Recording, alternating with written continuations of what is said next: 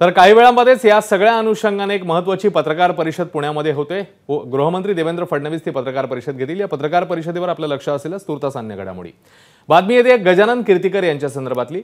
1.5 वर्षापूर्वी शिंदेंच्या शिवसेनेत गेलो त्यावेळी माझे कुटुंबीय विरोध करत होते आणि मी एक वेगळं मत मांडत होतो। आता मी एकटा पडलोय अशी खंत आता गजानन कीर्तिकर यांनी व्यक्त केली आहे। मुलासोबत टर्निंग पॉइंटला मी सोबत नव्हतो याची खंत वाटते असंही ते म्हणाले। अमोलला आपल्या सोबत घेण्यासाठी स्वतः शिंदेने आपण त्याच्याशी चर्चा केली, मात्र अमोल संघटना सोडून जाणार नाही असं ते म्हणाले। कीर्तिकरांनी एबीपी माझाच्या प्रतिनिधींशी एक्सक्लुझिव्ह बातचीत केली। माझ्याबरोबर शिवसेनेचे ज्येष्ठ नेते आणि खासदार गजानन कीर्तिकर सर आहेत। उत्तर पश्चिम लोकसभा मतदारसंघाची निवडणूक नुकतीच पार पडली। यामध्ये आता सगळ्यांनाच उत्सुकता आहे की तुमचे सुपुत्र अमोल कीर्तिकर निवडून येणार की तुमच्याच पक्षातले शिवसेनेचे रवींद्र वायकर निवडून येणार, काय आहे तुमचा अंदाज? निवडणूक ही जी आहे ना ही तशी आहे, अटीतटीची आहे। आता ही निवडणूक जी आहे महाराष्ट्रात लोकसभेची होते त्याच्यामध्ये हे 2 मोठे पक्ष स्प्लिट झाल्यानंतरची निवडणूक आहे। अमोल भैया लहानाचे मोठे झाले, पक्षात आले, काम करू लागले, युवा सेनेत काम करू लागले, त्यांच्या सगळ्या वाटचालीत तुम्ही सोबत होतात। आयुष्याच्या एक टर्निंग पॉइंटला खासदारकीची निवडणूक लढवत असताना तुम्ही त्यांच्या सोबत नव्हतात, खंत वाटते का? हा, खंत वाटते ना, नक्कीच वाटते। खंत वाटणार ना, कारण अमोल त्याचं काय बोट धरून मी त्याला शिवसेनेत आणलं नाही।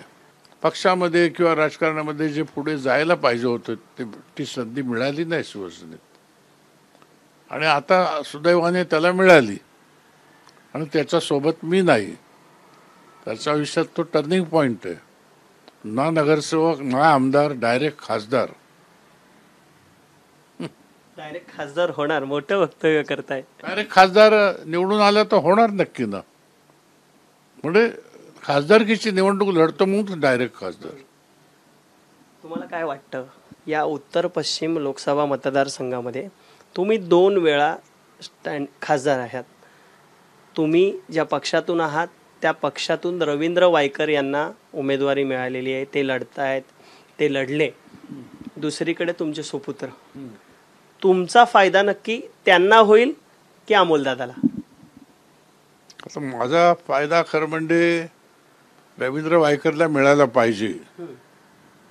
त्या पद्धतीने या निवडणुकीत अमोल निवडणुकीत असून देखील मी अमोलच्या बाजूने किंवा रवींद्र वायकरच्या विरोधात कुठे भूमिका मांडली नाही, कुठे प्रचार केला नाही।